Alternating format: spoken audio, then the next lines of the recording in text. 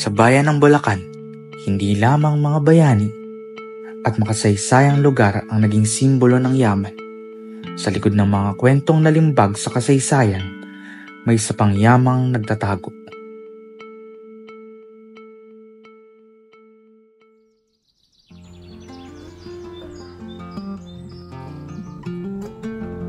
Uy, andyan na pala kayo.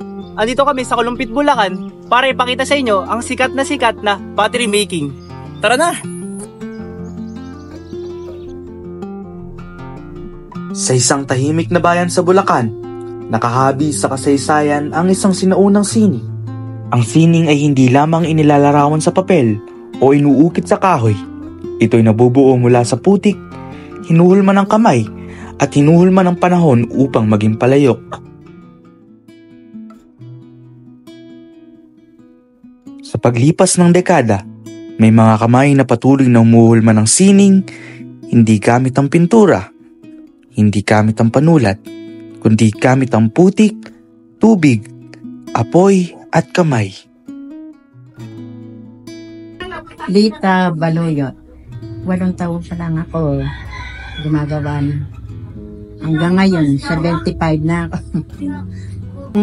Yun ang kinabuhay namin ng nanay ko. 8 taon pa lang ako, tumulong na ako sa nanay. Wala naman kung problema. Sa pagkaw. Wala naman. Okay naman ang boss namin. Itong paggawa namin nito, malaking tulong sa pamilya. Yan ang kinabuhay namin. Ako sana, kung medyo may edad na gusto kong merong matutong gumawa. Kasus, ang mga apo ko, anak ko walang gustong gumawa, nag-aaral yung mga apo. Yun din mga anak ko, wala rin. Putik kasi. Pero malaking bagay ito sa amin, yung paggawa ng palayok. Ayan, parang mismo ng boss namin. Nagde-deliver sila sa may kawayan, yung mga gawa namin. Iyan malaking tulong yan sa mga kuwan. Kaya gusto ko merong susunod na gumawa para tuloy-tuloy ang kuwan, paggawa. Ako na lang ang gumagawa dito, kalaan. Yung pinsang ko namatay na rin. Ayun, nalana nila.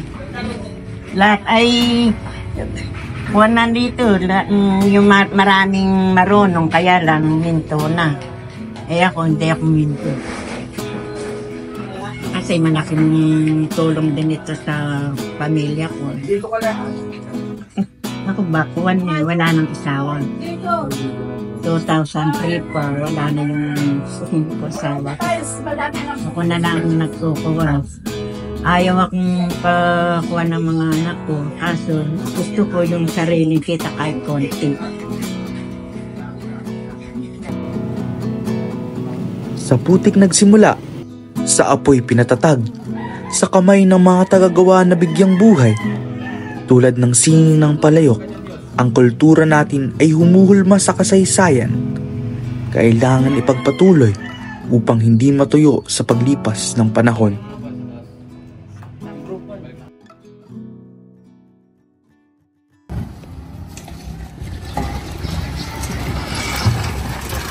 Ay, nandito na pala kayo sa Pandi. Tara na dito sa sikat na gawaan ng Barong at Pilipiniana. Dito mo lang yung matatagpuan sa Disenyo Pandi.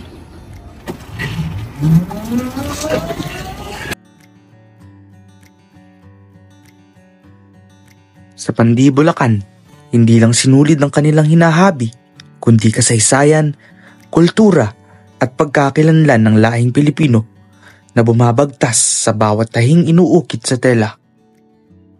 Ang sining ng pagbuburda ay kwento sa bawat tahi, pinong hinuhulma ng kamay, mabilis na isinasaayos ng makina.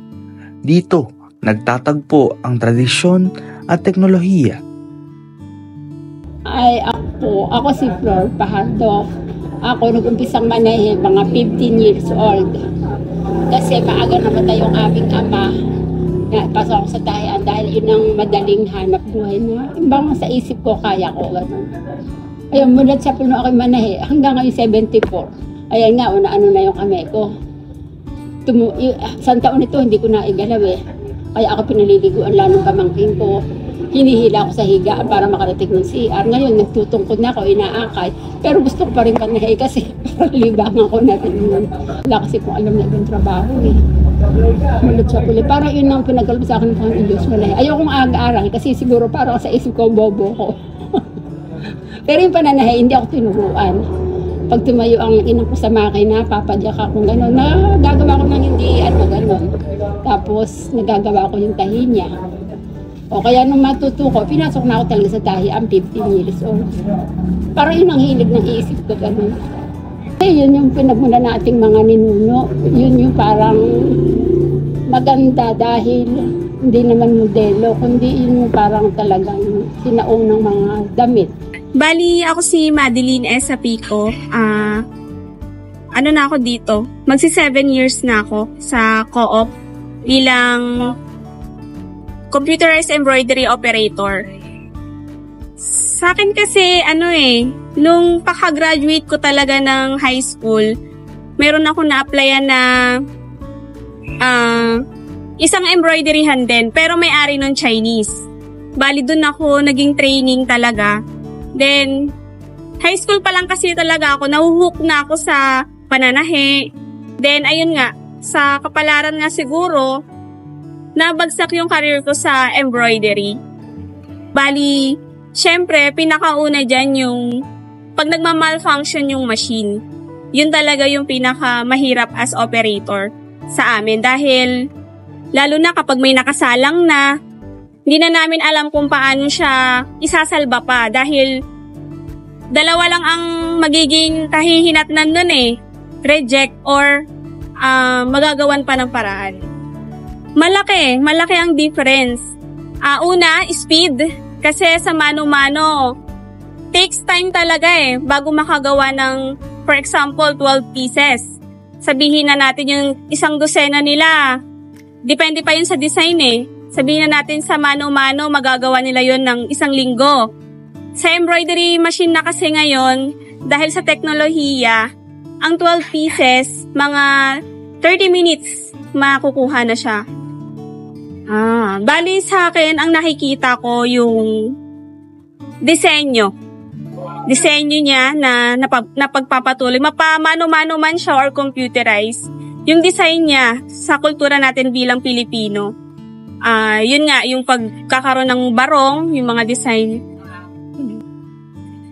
Ayun, syempre, dun sa gusto magpatuloy dun sa pag-embroider, pagmamahal sa ginagawa. Dun naman lagi eh, hindi ka mapapagod or hindi mo mako-question kung yung growth mo. Dahil gusto mo eh, masaya ka sa ginagawa mo.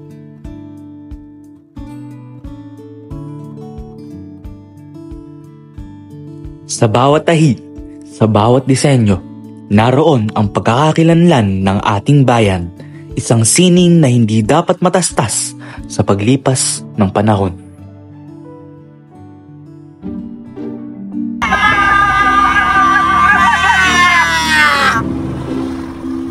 Hello! Nandito kami upang ipakita ang Pastillas Rammers! Tara, samahan nyo kami. Kita-kits tayo! Bye-bye!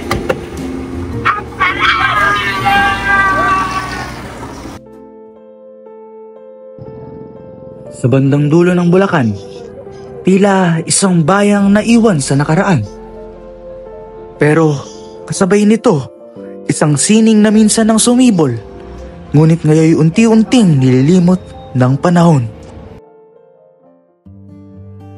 Sa isang maliit na tahanan sa San Miguel, hindi matamis na pastillas ang nililikha, kundi ang pambalot nito, isang sining na hinubog ng tiyaga at pagkamalikhain.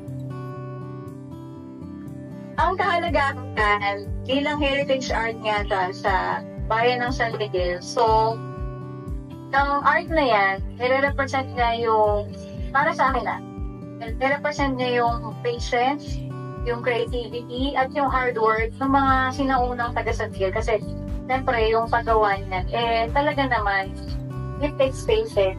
Pagka kailangan talaga na, fragile siya, so kailangan pagpasensyahan. So, sa creative kasi, para naisip nila yung although may influence din yan kasi ng mga Chinese na nanirahan sa Santiago. Siguro mga, nasa 20 years na din. Although hindi lang tuloy-tuloy kasi nung nag-aaral ng college, so nag-stop. High school siya na mag-umpisa ang Third year matuto. high school ako kasi natutunan ko yan sa subject namin na Technology and Economics. Noong una kasi, happy lang namin magkapatid. Although, natutuwa kasi yung kapatid ko sa akin. So, tapos parang ginawa ko siya as pangregalo, gano'n. Depende kung ano yung theme ng birthday. Tapos, hanggang sa, yun nga, bukod sa naging libangan, pangalawa, parang ngayon, at some point, syempre, source of income pa naman. Kasi ang dami ng, nakatuwa naman kasi, ang dami ng mga orders. And siguro, para din ma-preserve at ma-promote din sa next generation. Nakakatuwa din naman na ang dami rin mga students kagaya nyo, ang ilang taga Bulacan, ng ibang lugar na nagko-conduct ng mga study or school. Hindi lang ito papel, ito'y sining, pagkakakilanlan at pamana. Sa bawat hiwa at disenyo, naroon ang kwento ng mga kamay na patuloy na humahabi ng tradisyon. At sa kabila ng pagbabagong panahon, ang sining ng paggawa ng pabalat ay nananatili, naghihintay na muling mapahalagahan at nasanay hindi tuluyang magupit ng panahon.